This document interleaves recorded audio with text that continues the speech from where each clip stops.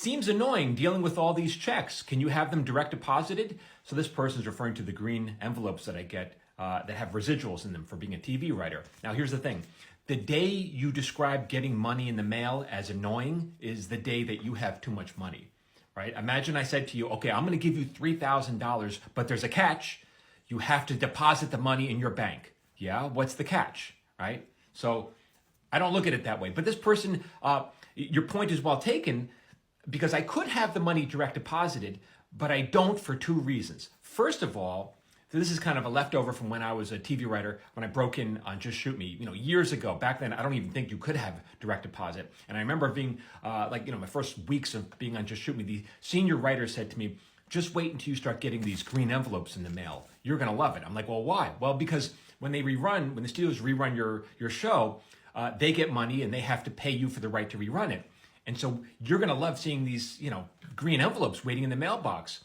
And the reason is it's just so exciting when you see it. It's filled with anticipation. Are you going to get $10,000 or 10 cents? And it's gone both ways. And you hold this envelope and you don't know what's going to happen. And are you going to, be ecstatic or are you going to be disappointed? Either way, it's going to be fun. It'll be more fun one way than the other, but it is, the tension is part of it. And the second reason is when I share these, residuals here on social media, there's no fun in sharing a bank statement. Where's the anticipation? Having the green envelope builds that into anticipation as I'm pulling it out, right? That's called dramatic tension. That's what a storyteller does. It's the same reason why on Christmas your presents are wrapped underneath a tree and they might sit there for days or weeks and you're staring at them. What's inside? You need the wrapping to tell a good story. It's essential, and I'm a storyteller.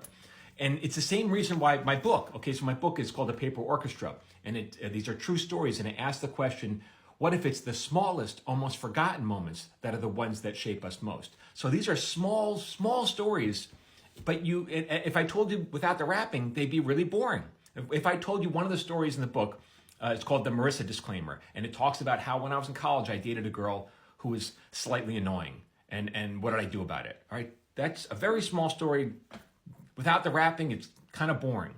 With the wrapping, the story is I dated this girl. I saw her. I was at the orchestra, and from afar, she was beautiful. She's on the center stage, and she's playing her cello like that, and she's beautiful. And I'm like, this girl, she's talented. She's beautiful. I got to meet her, and then weeks later, so I searched her down. Weeks later, I bump into her. I'm like, oh my God, this is the girl. And I had kind of invented her from afar, right? I had this image in my mind what she was. And by some miracle, she wanted to go out with me as we started talking. I'm like, oh my God, she's going out with me. And she was lovely in every single way, except she said just kidding a lot. And I couldn't get her to stop saying just kidding. And it was driving me crazy. What do I do? What do I do? I didn't know how to handle it. That story is in this book. It's called The Marissa Disclaimer. With the wrapping, it's a really good story. I hope you go check it out. If you're on the Clock app, you can get it in my shop. If you're on one of the other apps, go over here, check out The Marissa Disclaimer. It's all about the wrapping, guys. You need the green envelope.